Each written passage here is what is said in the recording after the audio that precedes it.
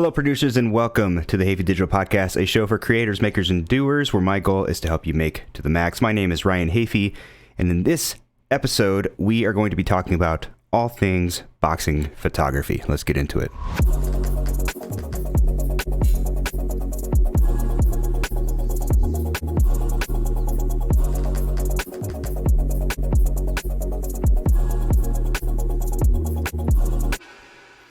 All right, welcome to the show. Thanks for tuning in. If you are watching here on YouTube, I would appreciate if you would go down and hit that subscribe button. Trust me, it'll be worth it.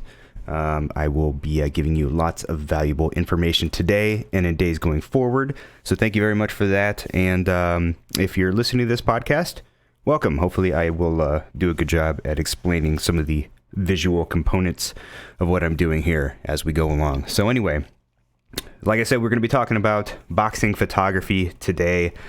I've been shooting boxing since like 2014, 2015, around that time. So been around for a while, and I've got a lot to say about it. So we're gonna really dive into it and go deep into some boxing photography boxing photography talk. It's a bit of a tongue twister.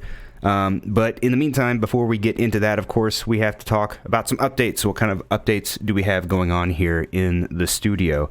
So in the last week, I've done a couple different things. The first thing that I did was I played with the microphone audio a little bit. I noticed, and by the way, I hope my levels are looking good.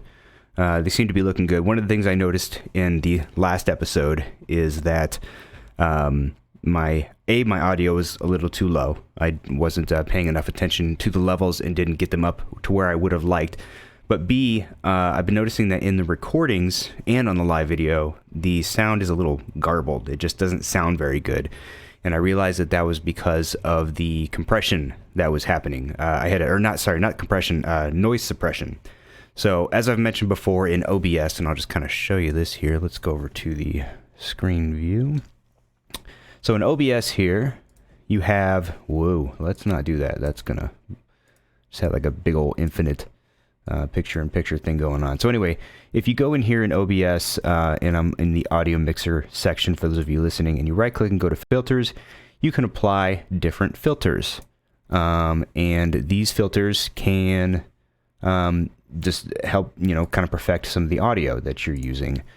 But let's go back here. No. Oh, I just hit the intro. Sorry about that. Sorry. Live and learn. So the noise suppression filter I found is basically it's garbage. It's not very. It does get rid of the background noise, but it does it at the expense of the quality of your audio, even at the lowest setting. So I was looking around for some different options, and eventually someone mentioned that I should consider using the expander, which I'm not too familiar with expanders as far as audio goes. But I mean, let's have a moment of silence and let me know if you can hear anything. Because I do have a pretty loud computer fan going on in the background. So I think it sounds a lot better. I think it sounds a lot cleaner. I'm hoping that the recorded audio will sound a lot better because that noise suppression wasn't working. Now, what I would like to do, because you can use VST filters and plugins in OBS, meaning third-party plugins.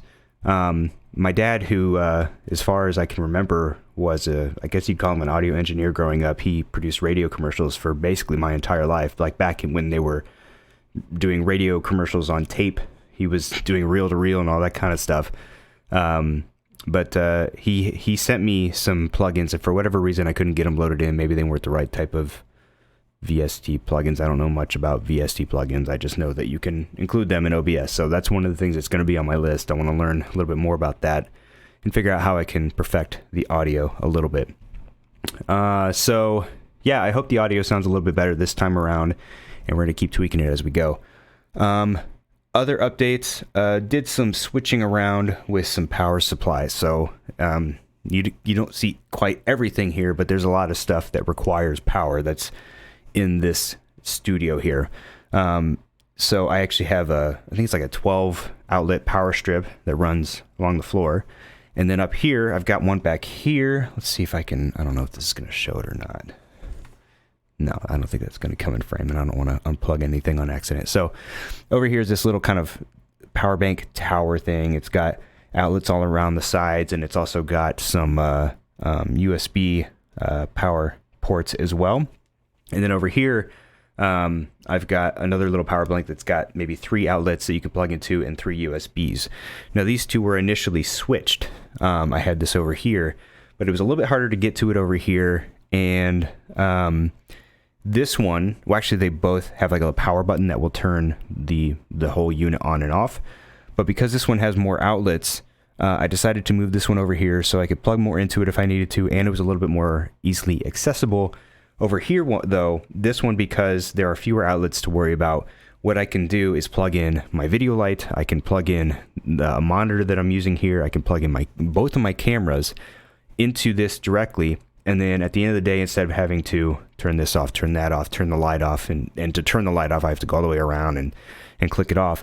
I can just press the power button on that, and then everything shuts off, including the ATEM, which is nice because the ATEM has these very bright buttons that don't turn off unless you unplug it. So having it plugged into that power strip, mini power strip thing there is helpful. Anyway, that's pretty much it for the studio updates. So let's get into the meat of the episode because there's a lot to talk about here. And as mentioned before, we are talking about boxing photography today. I've got some things here. So this is a collection of the different boxing credentials that I've had over the years. Like I said, I've been in boxing since about end of 2014. Started shooting boxing off and on starting around 2015 or so, at least ringside. So I've been to my share of fights, and I love hanging on to these. I love collecting these. Sooner or later, I need to get to a point where I'm organizing them, and I don't know how I want to organize them, obviously by date chronologically, but I guess get some kind of binder. But anyway, so yeah, got a lot of boxing credentials. Love hanging on to those. Love collecting those. This is pretty cool too. So there's a website, or not a website, a magazine out of the UK called Boxing News. And on a few different occasions, they have used some of my photos. So there's a shot from Spence Garcia. This is a shot from a camp visit with Manny Pacquiao. Deontay Wilder, heavyweight champ. This is another camp shot. This one, I think, was, as far as I know, this was the first one that they used. I ended up just framing this one, and I want to do this with the others, but I can't remember where I got this frame, and it's a very specifically sized frame that fits the magazine. But that was pretty cool to get that for the first time. And I don't say all that to flex, but more or less just to kind of show you that I've shot a few fights in my day. If you want to check out some more of my work, you can do so over on Instagram. You should be following me on Instagram. My Instagram is @RyanHafey, and just kind of take you through some of the shots that I've taken recently. This was a heavyweight matchup here. Deontay Wilder, Luis Ortiz. Here's some more shots from that fight card. Leo Santa Cruz and Miguel Flores. Yeah, that's Brandon Figueroa, and his opponent's name is escaping me off the top of my head. This is another one of the undercard fights there. Some nice impact shots there. So yeah, @RyanHafey, RyanHafey, if you want to check out some of that other work. Oh, let's see, what else was there? Yeah, these are, you can kind of tell when I shoot fights because you'll see a kind of a series of shots pop up, and then it'll be something else, and then another set of boxing photos, and yeah. So anyway, but boxing photography is hands down one of my favorite forms of photography. I love astrophotography. I love landscapes, just kind of, and even street photography to a degree. Am I back up here? Uh-oh. I don't think I can see myself. Where am I? Hang on. There it is. Uh-oh. There we go. Okay. My A-cam was off for a second there. We are back. Okay. But yeah, so what I wanted to do to talk about boxing was to kind of do it in a Q&A style. So basically talk about some of the different questions that either I've asked myself over the years, or I've had people ask me in regards to boxing. So let's just start from the beginning. So the one that I probably get most often is from people who are interested in getting into boxing photography themselves. So the question is, how did you get into boxing photography? Or, how can I get into boxing photography? For me, it was a unique case. I sound like I adopted a rescue animal when I say this, though, but boxing actually found me. So my main role in boxing is actually not boxing photography. It's just kind of one of the perks of doing what I do in boxing. But I have a background, if you couldn't tell, in content creation, social media marketing, digital marketing, that type of thing. And the company that picked me up was looking for someone with that set of skills. Down the line, boxing photography was kind of was put on our plates, and we just kind of took it on. For me, again, because I was already interested in photography, it was a blessing for me. So it's a big perk of the job. I enjoy doing it. It's one of my favorite things to do, as I said already. But if you are someone who's interested in getting into boxing photography, the advice that I have given in the past is just go to the shows. Maybe find some small shows in your area. Maybe go into some local gyms and see if there are any fighters that you could take some photos of while they're training. Create relationships with some of these people. Boxing is a very loyal business. So if you can really create relationships and get to know people, that person's going to tell another person, that person's going to tell another person, and sooner or later you'll end up where you want to be. But go to the gyms, meet with people, meet with fighters, ask if you can take photos. Fighters, especially young fighters, love to have their photos taken, and they're typically glad to post them out and, give you credit for it and all that type of stuff. And if you have local shows in your area, go to the local shows. Sometimes you can reach out to the organizers or the promoters and say, hey, I'd love to shoot the fights. Don't ask to get paid, not at first at least. But just, hey, I'd love to be able to shoot some of the fights if you don't mind. And at the end of the night, I'll pass off the photos for you. And that's how you kind of build that relationship. So just something to keep in mind. Again, that wasn't my experience, how I've done it. But I have seen people kind of move up in the ranks a little bit by doing it that way and creating those relationships. A little sip of strawberry bubbly here. So, next question. What's it like shooting a professional fight ringside?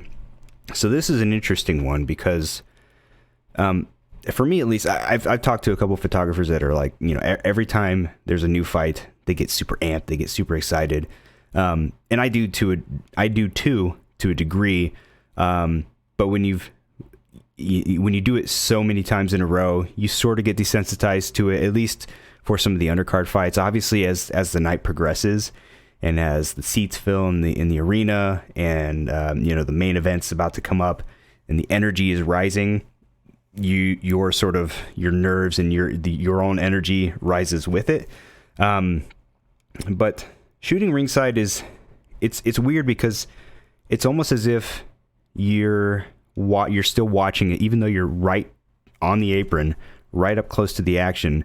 It's as if you're watching it through a TV screen because, you're either looking through your viewfinder or you're looking on the back of your camera and you're focused on the composition, on waiting for the right moment to hit that shutter. You're focused on getting the shot and you're not as focused as watching the fight that's happening. Now, the stress and the anxiety and the nerves definitely picks up if there's a fighter that's fighting that and that you may even be friends with, because obviously you want to see someone do well. And if someone that you know and like gets hit in the face or gets knocked down, and I've been there before. I've shot fights with fighters that I've known, and they've been, they've lost or they've gotten knocked out, and it's crushing, not just for them, obviously, definitely for them, but also for me, because I want to see them do well. So there are certain fights where no matter how many times they fight, I go in there with a lot of nerves because I want to see them do well. And sometimes it's even hard to kind of hold back that the tendency to want to cheer them on if they do something good. And oftentimes I don't even have a chance to reflect on what's happening until after the fight. Again, because I spend the whole time, I'll be ringside and people right after be like, "Oh, what did you think?" I'm like, I mean, from my perspective, yeah, it looked like this guy was winning over this guy, but again, I don't know. That's my focus is getting the shot.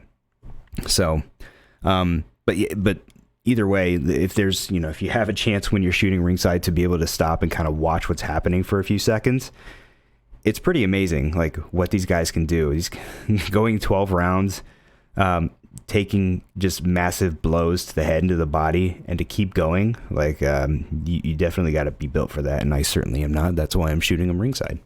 But yeah, that's kind of what it's like. That's my take, at least. Next question I wrote down here. Are there any rules you have to follow when shooting ringside? So, if there's a few things to keep in mind if you're going to be shooting a boxing match. Number one, a lot of commissions will require that you wear some kind of sling strap or just a camera strap of any kind. I never heard exactly why they require that, but I assume that it's because they don't want the camera getting away from you and possibly rolling into the ring, in which case you could break your camera, you could injure a fighter if they happen to step on it. A whole bunch of things can go wrong. So just something to keep in mind if it's your first time. Always make sure to have a camera strap with you just to be safe. Obviously, you don't want to have your camera getting under. You've got usually the apron sticks out maybe a foot or two from where the ropes are, and you don't want the camera to slip under the ropes. I mean, sometimes you can kind of get away with it if you need to get a quick shot in the corner, but if you do it too much, you'll typically get someone from the commission or someone who notices it, and they'll come up and tell you, no, you got to back up. There'll be people who tell you, you got to stay down and only shoot under the bottom rope, and as opposed to kind of standing up a little bit more. That kind of varies depending where you're shooting. Obviously, if you're shooting next to one of the judges, you got to make sure to give them enough distance, because the judge's job is to be able to see everything that's going on. So there may be times when they got to lean forward and look and kind of look around and see what's going on in the corner. And there have been plenty of times, and most of them are really nice about it, but there have been plenty of times when, they'll just push me out of the way just so they can kind of see what's going on. And their job's a little bit more important than your job. So, if you know what's good for you, you'll just kind of get out of their way and let them do what they need to do. And it typically only lasts a few seconds, and then you're right back into shooting. But as far as rules go, I think that's about it. You don't want to jump in the ring right after a fight unless you've been told otherwise. I typically don't have in-ring access, but I do have ringside access.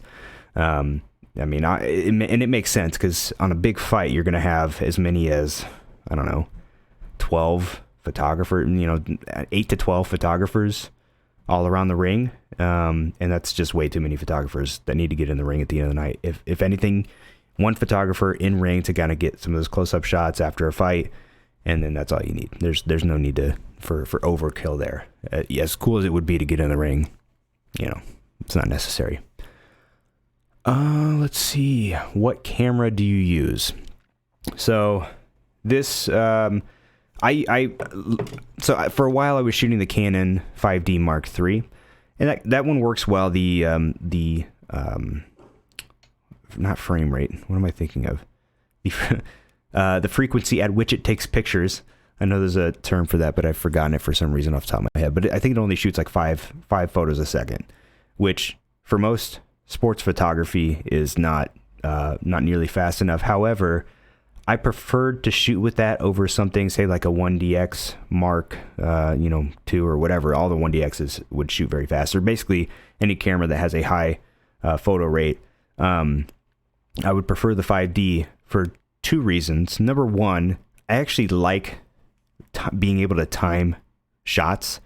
I enjoy kind of breaking, figuring fighters out and be like, okay, typically, he might throw a double jab before he throws a straight right, something along those lines, or just kind of like figuring out their rhythms and then being able to time the shots to what the fighters are doing. I enjoy that part of it and just kind of figuring it out. So, the slower photo rate wasn't a big deal for me. But lately, I've been shooting with this, which is the camera that I mentioned in a previous episode. I don't remember which one exactly, but it is the Sony A7 Mark III.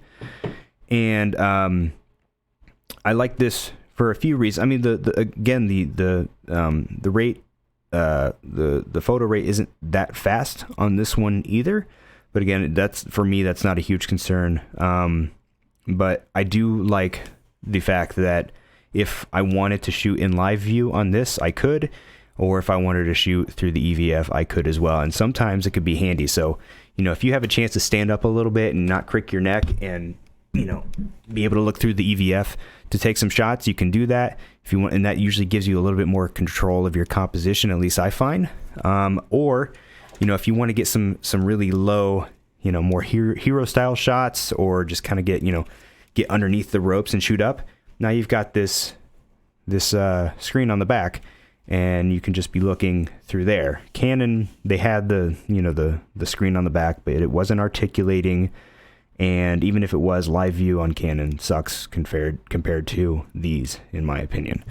But yeah, this is the camera that I use typically for shooting boxing lately. And as far as just you definitely don't have to stick only to a Sony or to a Canon. But you do want to look for something that typically is going to give you a high shot rate, something that will allow you to get multiple photos, and especially if you're new, or if you're really concerned about getting the shot where you can just kind of do a quick burst of photos in a short period of time to make sure you get that impact. You want to look for a camera that has the ability to do that. As far as lenses go, I typically shoot most fights on a 24-70.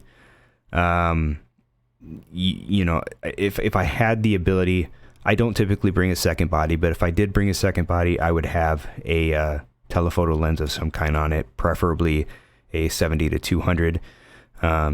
Sometimes you can, some of those nice tight shots of just kind of, maybe shoulders and up when guys are getting in real close. Those can be some really cool stylized shots versus some of the more wide shots that you would get with the 24-70.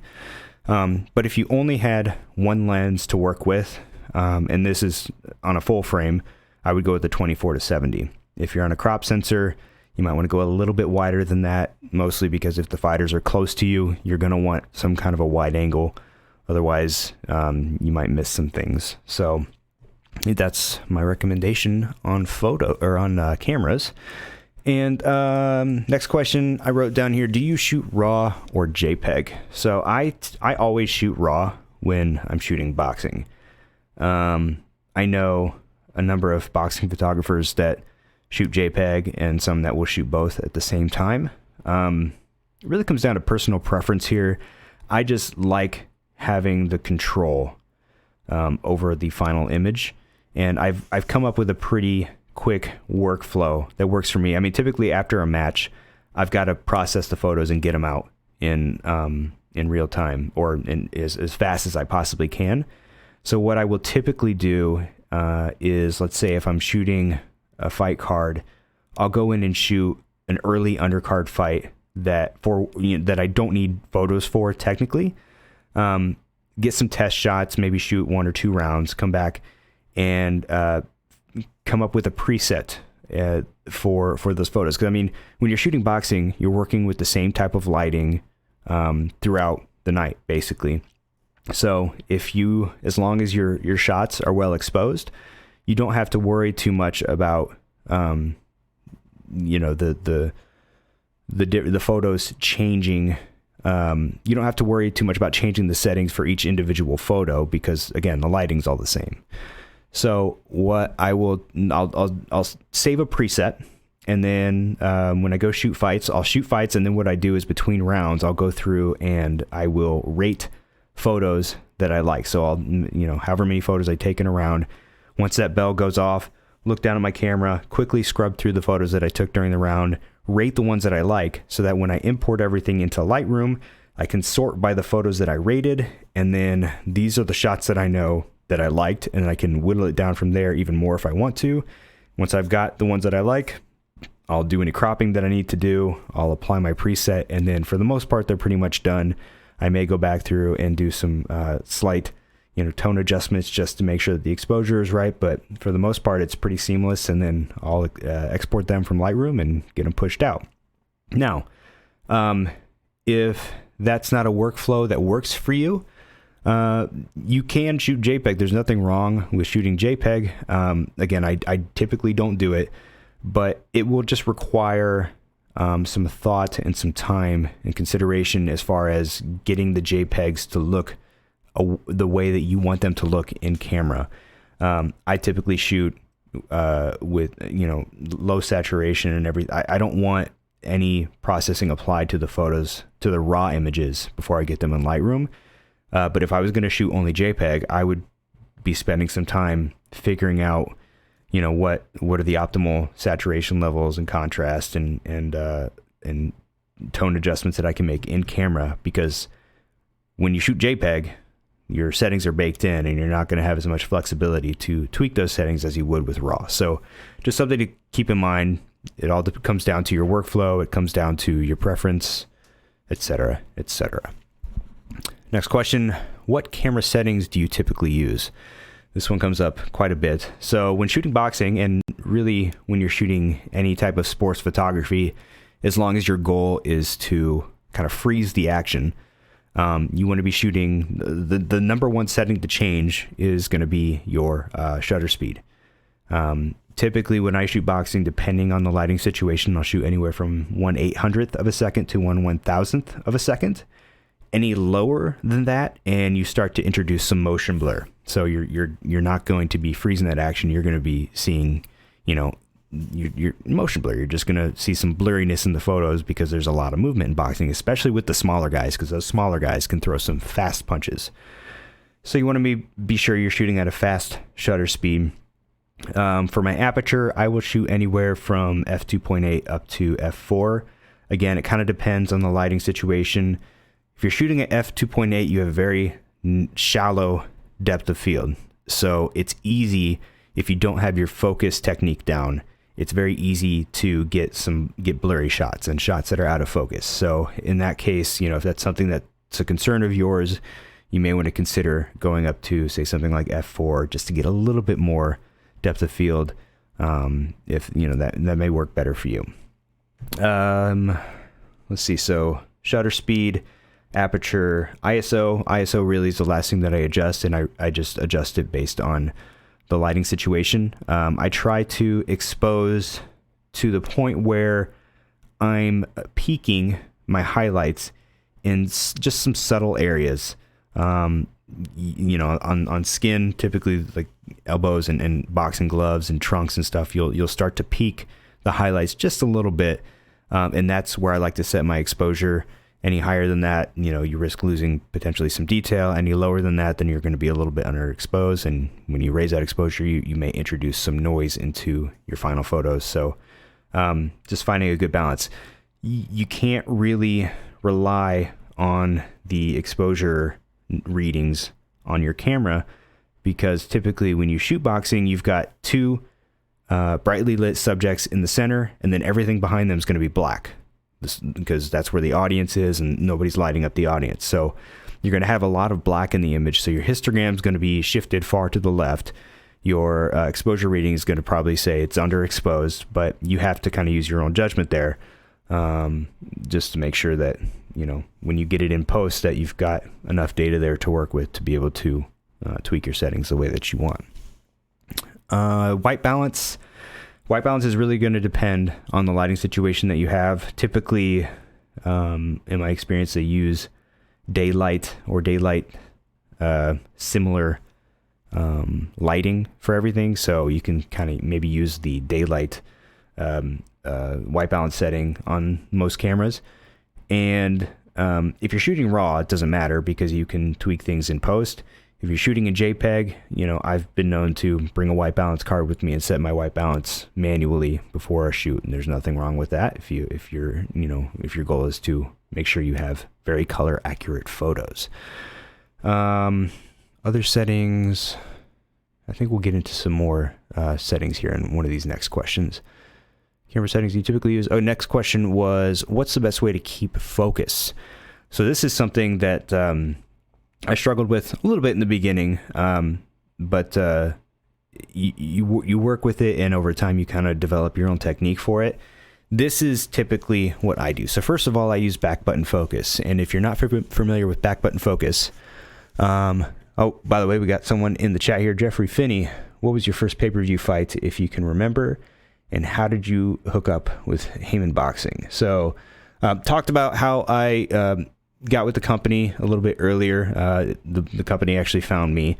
But the first pay-per-view,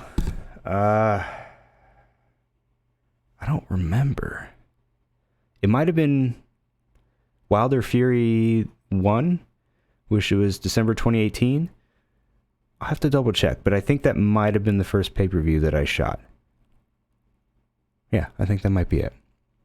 Anyway, back to the question. Thanks for the question. Appreciate it, Jeffrey.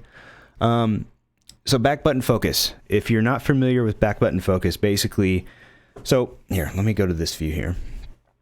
When you're shooting on a normal camera with default settings, you're going to kind of half press the shutter button, get your focus, and then you're going to press the rest of the way in, and that's how you're going to get your photo. On back button focus, basically, for example, Sony cameras have this AF on button, which I have set up to be used as my back button focus button. Basically what it does is, if you've set your camera up correctly, you will use the back button. That's why it's called back button focus. You'll use this rear button to achieve your focus, and then you'll change the settings for your shutter button so that all it does is it takes the photo. It's not going to look for exposure. It's not going to look for focus. It's only going to take the photo. And the way that works, here, let me turn this on, and we'll go to this view here. Okay, so now we're looking through the camera. This is my little free-range chicken over here. We're going to use him as an example. So let's do a little picture-in-picture here. Hang on. Let's go down there. Okay, so what you can do, and I realize that this picture-in-picture probably isn't the best, but you'll get the idea.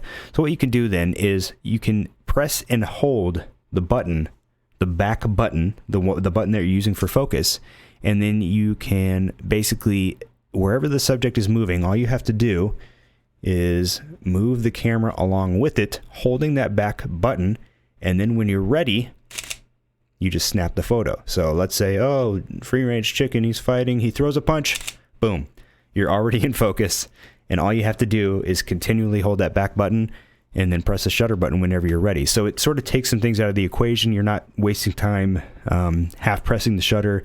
Plus, doing the half press situation, half press when you half press the shutter, you got to have some control there, because otherwise it's, you might accidentally press it. You might get some shots you want. You might think you're pressing it all the way, but you're not. So you're missing shots, whatever. I just feel that this takes it out of the equation. You can just kind of use your thumb there on the back button, and the entire time you can be just focusing on your subject and not worrying about it. All you're worrying about is moving the camera and keeping that subject framed where you want. And then when the shot comes along, boom, you take the shot. And then as far as focus modes, on the Sony here, you've got a lot of different ones. You've got, wide, zone, center, flexible spot. And they're different on different cameras. It all depends on what you have. In most cases, I'm using either zone or I'm using expandable flexible spot. Now, I like zone because if you're watching here, then this will be much more easy to explain. But if there's a little joystick on the back, let's go here. There's a little joystick here on the back of the Sony right here, and that allows you to move the zone around in the frame. So if let's say the fighter that I want to focus on is typically on the left side of the frame, I can keep the zone there. Or if maybe the fighters switch around and now the fighter on the right side is kind of more composed and more of the focus, all I have to do is use the joystick and move it over. And then again, hold that button there, the back button, and as long as you're following him around, and it's gonna maintain focus on that subject. No matter where he goes, whatever, he comes over here, just move the camera. You can see that it's finding focus, and you don't need to worry about focusing right on the face because fighters are moving around so much. If you're busy trying to get sharp iris focus, you're going to have a hard time. So typically what I will do is focus on getting focus somewhere in the midsection, even around the trunks. Because typically speaking, as a fighter standing there in the ring, their trunks or their body is going to be roughly on the same focal plane, I guess you could say, as their face. So that's one way to kind of keep focus. So throughout a fight, I'm looking around, I'm following fighters, as they pivot and as they switch sides, I might be quickly moving the zone, getting back to focus, snap, snap, snap, move it again, snap, snap, snap. It all kind of depends. It's just, you kind of got to get a feel for the fight, get a feel for the fighters.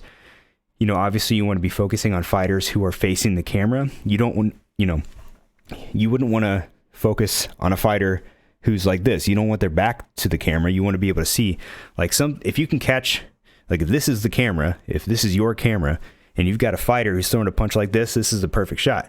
You got their face in there, you got their hand in there, and then, hopefully over here, you've got a face that's connecting with their fist.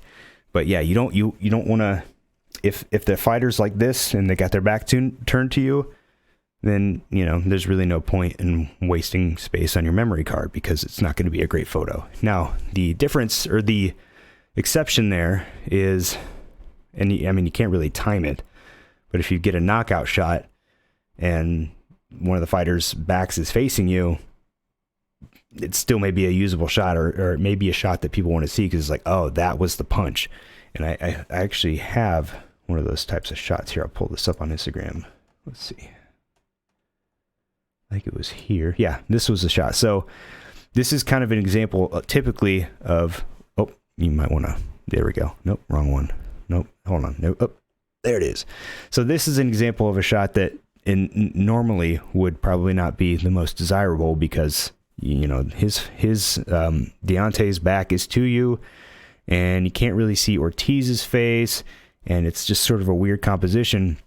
But this particular photo is impactful because this was the shot, this was the punch that basically ended this fight.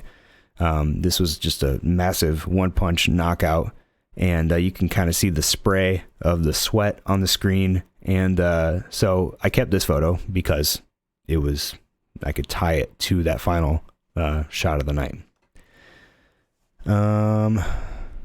Yeah, I think that's it for that question. What kind of post-processing do you do with your photos? This is like a trade secret that, in my experience, a lot of boxing photographers don't like to talk about. They don't like giving away their secrets. I'm the kind of person who, I don't really care. I'll tell you what I do. I don't really mind. Let me take a drink of my bubbly here. So as I mentioned before, I use Lightroom. I shoot in RAW. And I don't go too crazy with my edits. I do add a little bit of contrast with the tone curves. I might bump up the mids a little bit, bump up the highlights, pull the darks down just slightly. That's going to give you, increase your contrast, whiter whites, darker darks. And then I'll go in and fine tune in the basic tone adjustments. There are times when I've started experimenting more with raising blacks and lowering shadows down to create contrast as opposed to the opposite. A lot of people will tell you, oh, you want to raise up your shadows because you want to that's how you pull more details out of the shadows, and you want to lower your highlights because that's how you pull more details out of your highlights. But like as they say, you have to know what the rules are in order to break them. And I found that if you bump up the blacks and pull down the shadows, it gives you a different kind of contrast that I've actually found to be kind of appealing, especially when it comes to boxing lately. These shots actually here on the screen were shot in that type of style.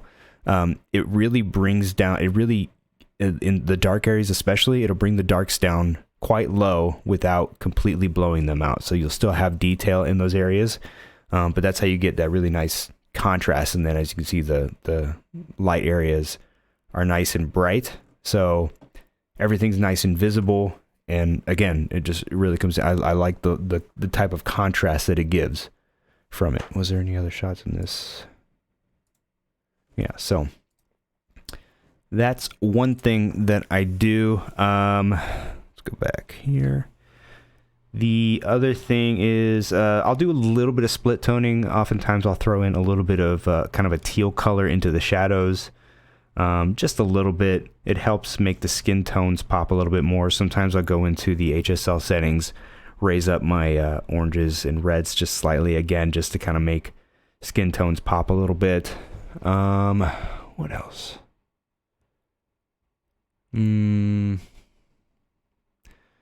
Clarity and texture. I might bump clarity just like a few points, like maybe 3 or 4 points, and then same thing with texture. I'll sometimes bump up the dehaze slider just a little bit. Again, that adds a little bit more clarity, but also, you know, with some of these bigger fights, they'll have fog machines and all sorts of bells and whistles, and that fog can create a haze throughout the entire arena. So bumping up that dehaze slider will get rid of some of that hazy effect and also add to the contrast, which can make it look pretty cool. And that's about it, I think. Yeah. Let's see, how long have we been doing this for? I feel like I could talk about this stuff for a long time. Recording, oh wow, we're over like 40 minutes at this point. I'm just going on and on. Well, good timing, because that is the final question that I had written down. If there are any additional questions about boxing photography, like I said, I love talking about this stuff, and I'd be happy to answer any questions you have. So feel free to leave a comment on this video. And if you're listening to the audio version of this podcast and you have some additional questions for me, hit me up on Instagram, shoot me a DM, again, at Ryan Hafey, or on Twitter, also at Ryan Hafey. And let's talk about boxing, because that's fun. So anyway, I think that's going to do it for this episode. Thank you so much for watching. Be sure to hit that subscribe button if you haven't already. And we'll see you in the next one. Bye-bye, ladies and gentlemen.